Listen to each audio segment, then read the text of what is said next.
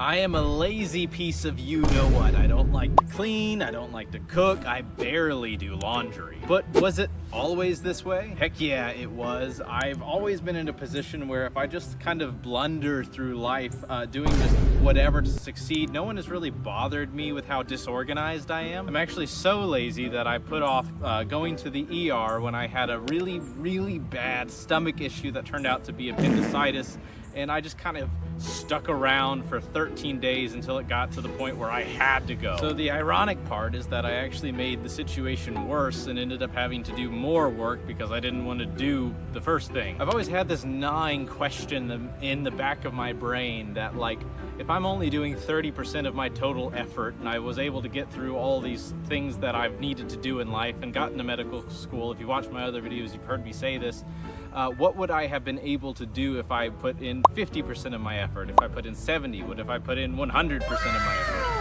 And I don't mean that as a brag. I mean, like, I think a lot of us are in a position where we're only doing a portion of our overall effort, and we look at our peers who are doing significantly more hours than us and say, why can't I do that? So to answer this question for myself, I brushed off my old psychology degree and said, let's figure out who I actually am and why I do the things that I do. I started off by taking this exam called a Hexaco exam, which is a modified ocean exam, which tests the big 5 personality traits, which are openness to new experience, conscientiousness, not to be confused with consciousness, extroversion, agreeableness, and neuroticism. This modified test takes honesty and humility and also replaces neuroticism with emotionality. Psychologists have long tested this exam and have come to the conclusion that this is probably the best personality test that you're going to be able to find. But why do I care about knowing about myself first before I start making changes to who I am? Well, Aristotle said that knowing yourself is the beginning of all wisdom. Ancient scripture says that better to be patient than powerful, better to have self-control than to conquer a whole city. I guess you need to know who you are in order to know who you are meant to be. And this is no easy task, especially when you're apparently a psychopath like I am. I tested in the 25th percentile for humility, and I'm a lawyer, so I guess that makes sense. 10th percentile for sincerity, 95th percentile for fairness, 15th percentile for greed avoidance, and 8th percentile for modesty. I guess these traits mean I'm willing to say what I think I need to in order to succeed, but I'm ethical about it? Or am I? My further test scores showed that I have no fear and are pretty emotionally stunted, which I could have told you that part myself. I'm in like the 1st percentile or whatever in the world for sentimentality, and I'm really extroverted, moderately disagreeable, but I'm flexible. However, all of these traits aren't super interesting to me, except the trait that concerns me the most is I'm really low for conscientiousness. I'm decently diligent, but for a guy who's pursuing his 2nd doctoral degree, I feel like I should test high here. Openness is whatever. I did read that super high in unconventionality. I don't know, write it, I can't speak. And thank God I test above average in altruism, so I'm probably not evil. I guess I'm not 100% sure how to interpret all these results, but I do know that there are areas of improvement that could maybe benefit my life, and I have reasons for this. See, there's correlations with these traits and how you live your life. There's a strong correlation with conscientiousness for success and net worth, that higher conscientiousness is associated with better job performance, higher earnings, greater wealth accumulation. Openness to new experience has a moderate correlation. Extroversion has a limited correlation as well. With if you're more outgoing, you're more willing to talk to people, you seem to have higher salaries because people like you, I guess. Agreeableness can be good for working in team environments, but it also might mean you don't make as much money because you just take whatever people pay you. Neuroticism or emotionality can be negatively correlated with success and high net worth, because high neuroticism is associated with high emotional instability and stress and can hinder your progression and just essentially cause you to be stun-locked in decision making. However, a little bit of neuroticism is good because that means you are afraid of failure and you work hard at things. So what did this test tell me? It told me that I'm shining in the sense that I'm emotionally as good as Iron Man, which is probably not very emotional.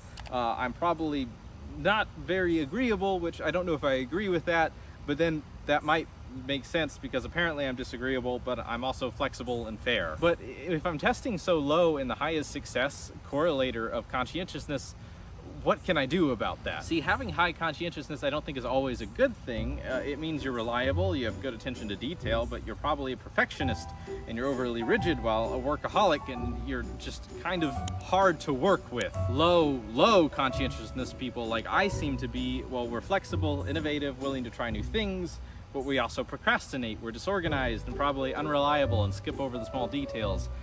It's been very hard for me to work on YouTube because I'm not always a detail guy. But how do I fix this? Can I fix this? I think over the past couple decades, I've learned that life kind of works like a turn-based action game playing Tetris. To queue up the things we want to fit in the order that we want, to make sure that we don't let things get out of control long before they need to happen. What I mean by that is that if we allow our environment to become cluttered, feed ourselves brain rot, and have bad interactions with people, we queue up self-perpetuating cycles of whatever we are comfortable with, which isn't always what we need. I want the pros of being a low conscientiousness personality with the pros of having a high conscientious performer.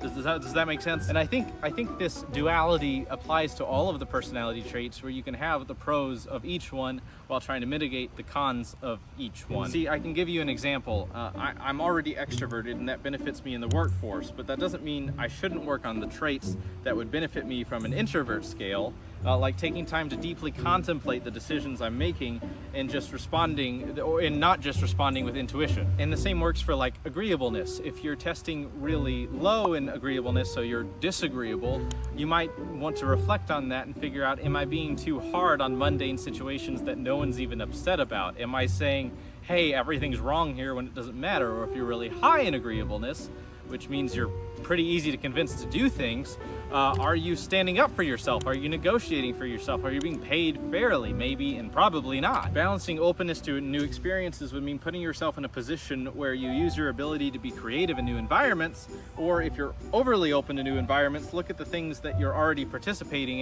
in new ways. If you feel like your neuroticism or emotionality is out of whack, then maybe it's time to see a therapist or talk to friends about this issue, or do both, do anything to fix it. And maybe fixing it's not the right word, but adjusting these traits, I think, can happen. See, I'm having to identify barriers in my life that make me fall deeply into behaviors that are not good. I'm disorganized because I grew up in a disorganized environment and everything was cluttered. My belongings would be moved without notice, and I called it the cleaning tax, where I'd buy something and it would get lost, and then I'd have to buy another one to replace it.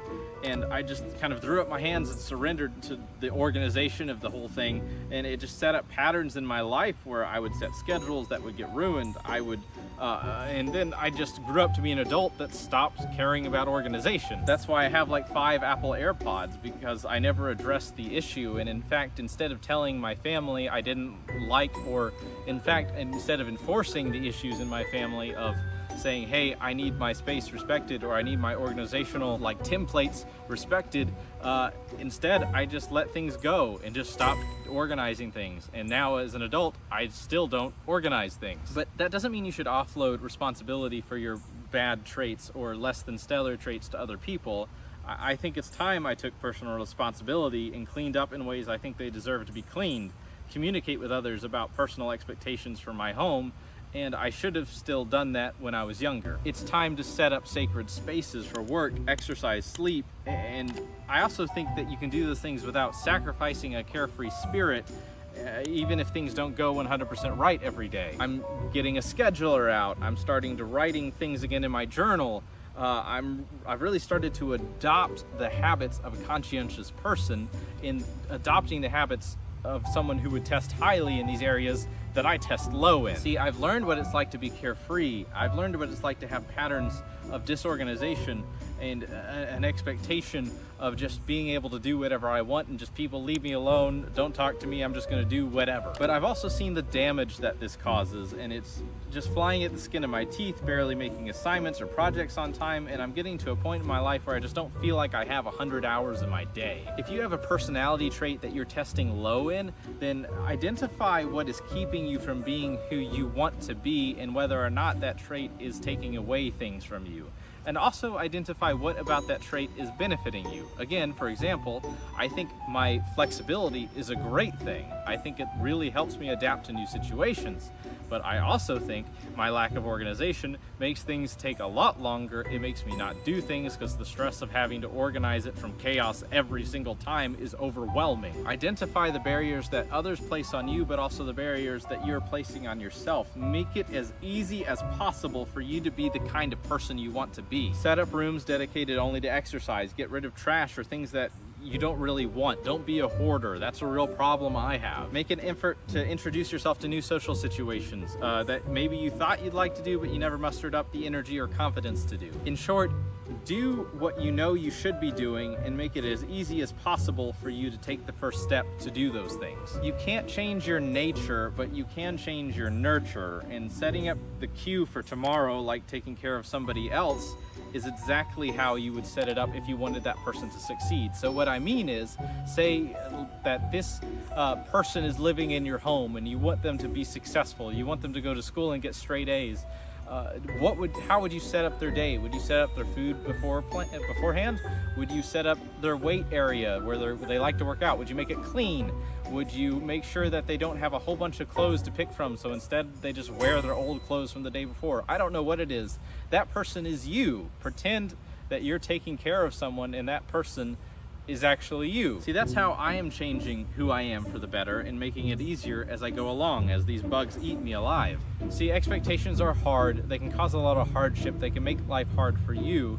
So when you take a test like this, don't expect anything from it, and don't feel bad if you test low in an area that you think you should test high in.